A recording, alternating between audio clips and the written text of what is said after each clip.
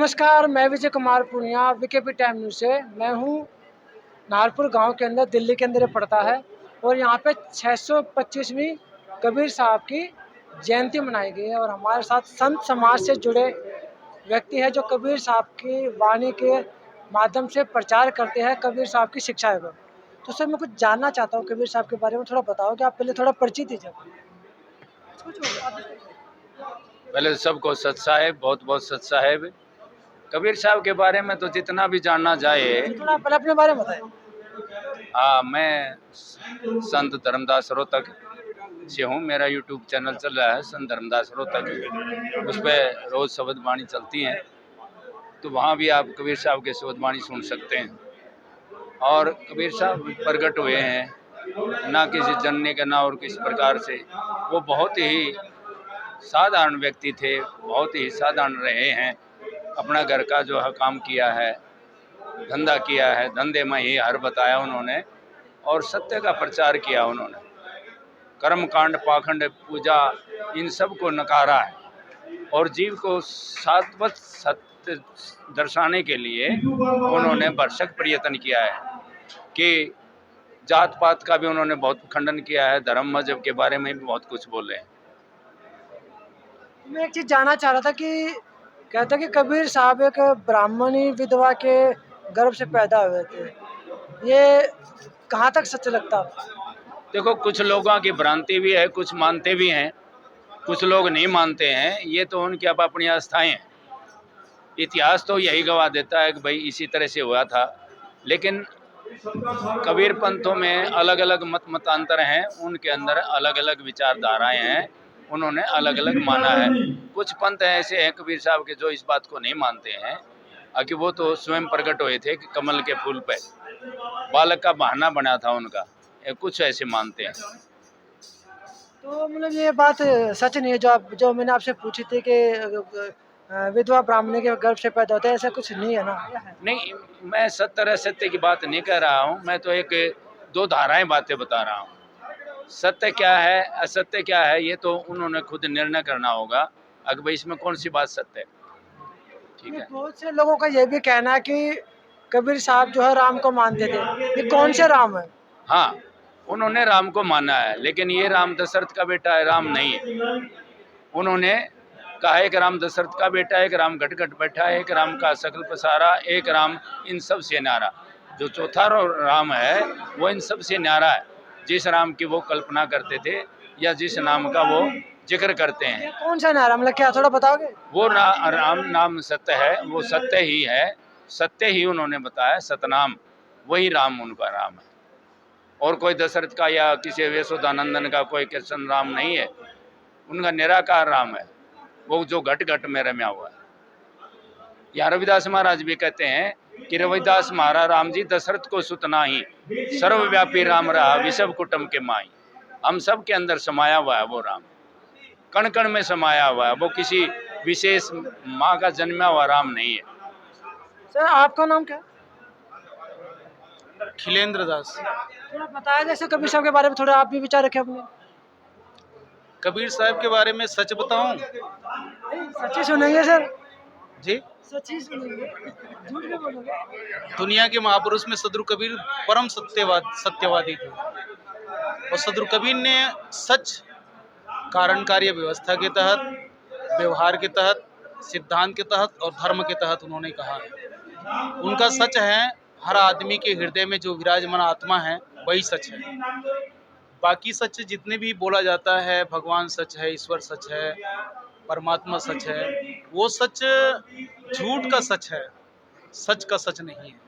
इसलिए सदगुरु कबीर का जो सच है वो हर आदमी के घट घट में, वही साईं रमत है, कटुक वचन मत बोले, हर घट में विराजमान है, वही सच्चाई की बात उन्होंने कहा है। और सदगुरु कबीर के बारे में पूरे विश्व एक मत है हृदय की आवाज़ को सुनने के लिए। सदगुरु कबीर सिद्धांतवादी थे, परम धार्मिक थे, परम मानवतावादी थे। सदगुरु कबीर किसी प्रकार के पाखंड, किसी प्रकार के भेदभाव, किसी प्रकार की कुरीतियों को स्वीकार नहीं करते थे। इसलिए उनके मंदिर, मस्जिद, गुरुद्वारे कहीं यदि है तो सच्चाई पे है और वो मनुष्य के अंदर है। तो सदगुरु कबीर के ये सच हैं। सच तो और बहुत वृहत है, जितना सच कहा जाए सदगुरु कबीर पर वो शब्द कम है। इसलिए ऋषियों ने भी कहा सत्यमेव जयते नानृतम, सत्य की हमेशा जय हुआ है। और वही जय के बारे में सदगुरु कबीर 120 साल तक जिए हैं। आज हम 625वीं जयंती मना रहे हैं। आज भी ऐसे लगते हैं कि सदगुरु कबीर आज वर्तमान में है। उनकी वाणी कहती है और उनकी वाणी हम सबको सत्य दिग्दर्शित कराती है। ब्राह्मणवाद का बहुत विरोध करते थे। सदगुरु कबीर ने जो पुरोहितवाद है, पाखंडवाद है, उसका विरोध किया है। ब्राह्मण किसको कहा है उस बात को जानना पड़ेगा। ब्राह्मण ये नहीं है कि जिसको हम तिलकधारी, जनेऊधारी या कुछ तंत्र मंत्र वेद उच्चारणों को कर लेते हैं, वो ब्राह्मण नहीं कहा गया है। ब्राह्मण चाहे शास्त्रों में आप पढ़कर, शास्त्रों को पढ़ करके देख सकते हैं, बृहत्वाद ब्रह्म, जो बड़ा आचरण करता है उसी को ब्रह्म कहते हैं, उसी को ब्राह्मण कहा गया है। सदगुरु कबीर उसी ब्राह्मण को स्वीकार करते हैं।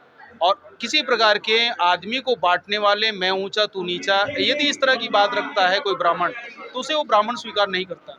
इसलिए ब्राह्मणवाद का विरोध इस दृष्टि से कहा जा सकता है, इस दृष्टि से देखा जा सकता है। बाकी सदगुरु कबीर का ब्राह्मण कोई है तो वो संत हैं, वो श्रेष्ठ आचार विचार के हैं, उनके अंदर में कोई कर्मकांड और पाखंड नहीं हो सकता। तो ब्राह्मण में और संत में फर्क क्या होता है? जो सदाचारी होगा, जो परम ज्ञानी होगा, जो इंद्रिय संयमी होगा, जो मनुष्य को मनुष्य की तरह दृष्टि रखने वाला होगा, जो स्त्रियों में भी सम्मान रखता होगा और हर चीजों का सही सदुपयोग करता होगा, वही आदमी ब्राह्मण है। और संत वो है जिसने अपने इंद्रियों को निग्रह करके आत्म स्थिति में स्थिर हो गया हो और हर आदमी पर दया रखता हो, प्रेम करता हो, प्राणी मात्र के साथ में सद्भाव रखता हो, वही संत होते हैं। उनके अंदर में सर्वभौमिकता, यूनिवर्सल ट्रूथ जो है, यूनिवर्सल भाव है, वो आ जाते हैं। और संत जो होते हैं त्यागमय जीवन को जीते हैं, मोह नहीं करते, विवेक विचार से जीते हैं। संत राम रहीम भी थे, संत आसाराम भी थे। देखो, इन विषयों पर मैं कुछ नहीं कहूँगा। हम संत का दुरुपयोग करते हैं शब्दों का, और संत के भावों का दुरुपयोग करके किसी को हम पद दे देते हैं और उसके बाद उसमें कोई गलत होता है, फिर उनका हम संत के शब्दों का हम गलत ढंग से भाव रखते हैं, वो हमारी दृष्टि हो सकती है। लेकिन हम किसी आदमी पर विवेचना नहीं दे सकते। जो सच है, संत है, जो सत्य पर आधारित है, उसी पर हम विवेचना। सर, आपने भी काफी बढ़िया स्पीच भी दी थी और कुछ वाणी भी बोली, तो एक दो शब्द थोड़े कबीर साहब के ऊपर बता दे वाणी के माध्यम से। साचा शब्द कबीर का हृदय देख विचारी, साच बराबर तप नहीं, झूठ बराबर पाप, जाके हृदय साच है, ताके हृदय आप। वही उनका राम। इसका मतलब क्या है? क्योंकि बहुत लोगों को पता नहीं है। दया धर्म का मूल है, पाप मूल अभिमान। सदगुरु कबीर का कथन है कि जो सच है हृदय में विराजमान है, क्योंकि हृदय में ही सच्चाई है। दुनिया में सच दो है, तीसरा कहीं सच नहीं है। पहला सच जड़, जो परिवर्तनशील है। दूसरा सच जो अपरिवर्तित है, जिसे हम चेतन कहते हैं। पूरा शास्त्र इसको स्वीकार करता है। इसको यदि हम गीता की तरफ भी जाते हैं तो यस्तु आत्मरते सदात्म तृप्तश्च मानवा आत्मन्ने च संतुष्ट तस्य कर्म कार्यम न विद्यते। उन्होंने कहा कि जो सच है वो अपरिवर्तित है। नास्तो विद्यते भाव ना भाव विद्यते सत्ता। जो सच है वो परिवर्तित नहीं होता, और जो असच है, जो असत्य है, झूठ है, जिसका कोई अस्तित्व नहीं होता। तो सदगुरु कबीर इसी सच को कहते हैं कि हर आदमी के हृदय में जो विराजमान है वही सच, परम सच है, परिवर्तन नहीं होने वाला है। लेकिन संसार में जितने भी और भी चीज देखते हैं वो सारा परिवर्तित सत्य है, वो व्यवहारिक सत्य है। इसलिए परम सत्य को हमें ध्यान देना चाहिए। हर प्राणी के अंदर में है, घट घट में है, राम है। उसी चीज को हम सच मानते हैं, उसी चीज को हम जानते हैं। एक चीज और है, कहते हैं कबीर दास ना बोला जाए, कबीर साहब बोला जाए। कबीर दास में क्या दिक्कत होती है? देखिए, एक चीज होती है, दास एक परंपरा आई हुई है। दास विनम्रता का सूचक है। हम क्योंकि सदगुरु कबीर को सम्मानित रूप में देखते हैं, इसलिए हमें उन्हें सम्मान, क्योंकि महापुरुष हुए हैं जिन्होंने पूरे धरती के सच और पूरे ब्रह्मांड के सच को हृदय से स्वीकार करके समाज को दिया है, इसलिए हमारे लिए वो पूज्य हैं। इसलिए हम उन्हें सदगुरु कबीर साहिब के नाम से जाने। साहिब का अर्थ होता है श्रेष्ठ।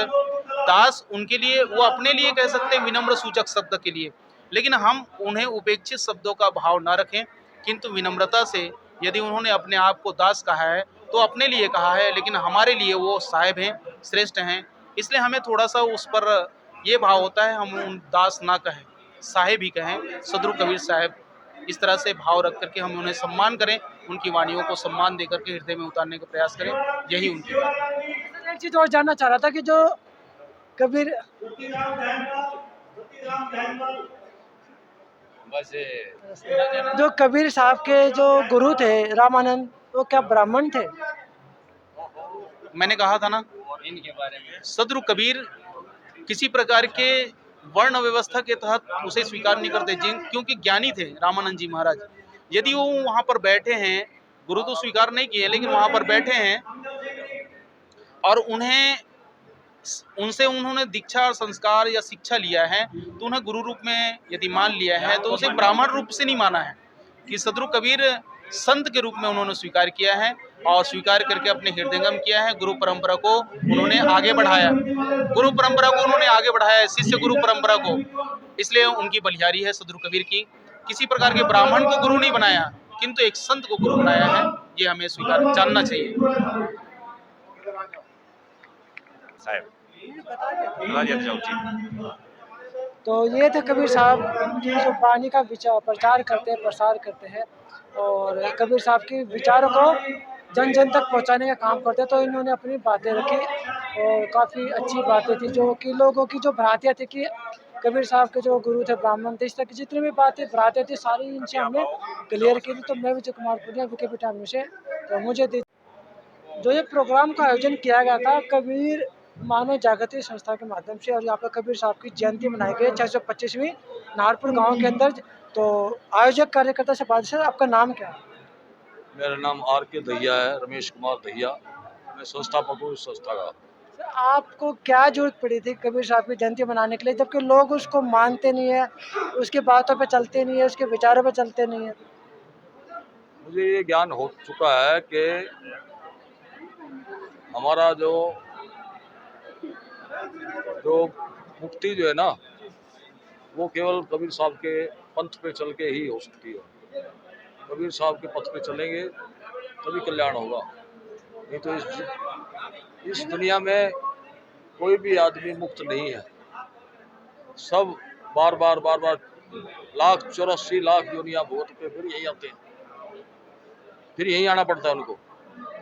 ये सारे जन ऐब कर करके सारी बुराइयां लेके सिर पे जब जाते हैं, फिर उनको फिर धक्का मार दिया जाता है।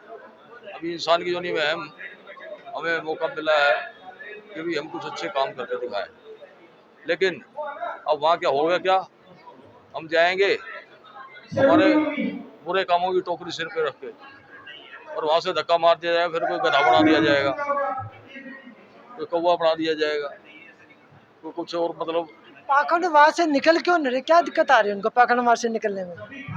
देखिए, जिसमें स्वाद आता है ना खाने में, ये जो भौतिकता है आज के ज़माने में, क्या है आज का युग जो है ना, वो एक स्वार्थी युग है।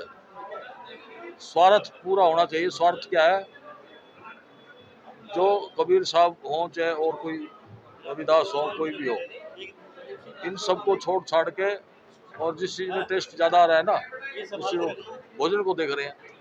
ये भोजन से ज़्यादा तो वो भोजन है जो वो लिए बैठे हैं, समझे ना। इस भोजन में कहीं हलवा मिले, कोई पूरी मिलेगी, मटर पनीर की सब्जी मिलेगी। सर आप कितने सालों से संस्था चला रहे हैं? मैंने 4 संस्था बनाई है, ये चौथी है। पहले बनाया था कबीर जन कल्याण मंच, मैंने बनाया था यहाँ। कबीर जन कल्याण मंच मेरे ही किया वो स्थापना है उसको, सन 1999 में। 1999 में आज संत रामपाल जो है ना, सुना है नाम उसका, वो उस टाइम पे यहाँ टाइम मांगने आया था हमसे बोलने के लिए हमारे मंच पे। उसके आदमी यहाँ टाइम मांगने आए थे मेरे से। मैं जनरल सेक्रेटरी था उस संस्था में, कबीर जन कल्याण मंच में, और मैं हैंडल कर रहा था सीट को। उस टाइम पे जो है ना सारी अनाउंसमेंट, मुझसे टाइम मांगना है पुलिस वाले तो कि हमारे गुरुजी को थोड़ा टाइम दे दो बोलने के लिए। हमें कौन है तुम्हारे गुरुजी? का संत रामपाल है, और वो यहाँ सत्संग करते थे। दिल्ली पुलिस, ये पुलिस लाइन है ना पीतमपुरे की यहाँ। तो अभी जो वर्तमान में संस्था का नाम चला रखा क्या है? कबीर मानव जागृति संस्था। ये कब बनाई आपने? ये अभी रिसेंटली आज से ही शुरुआत हो रही है इसकी मेन तो। हाँ, क्या क्या करते हो संस्था के माध्यम से आप? संस्था के माध्यम से एक तो मेन तो ये है, जब हमने कबीर साहब का नाम इसमें लिया है ना, तो हम चाहते हैं कि कबीर साहब को ही हम फ्रंट पे रखें, कबीर साहब को ही लेके चले, उनके रास्ते दिखाए हुए रास्ते से, और उनकी जो भी विचारधारा है। हाँ भाई, इनकी करी ना।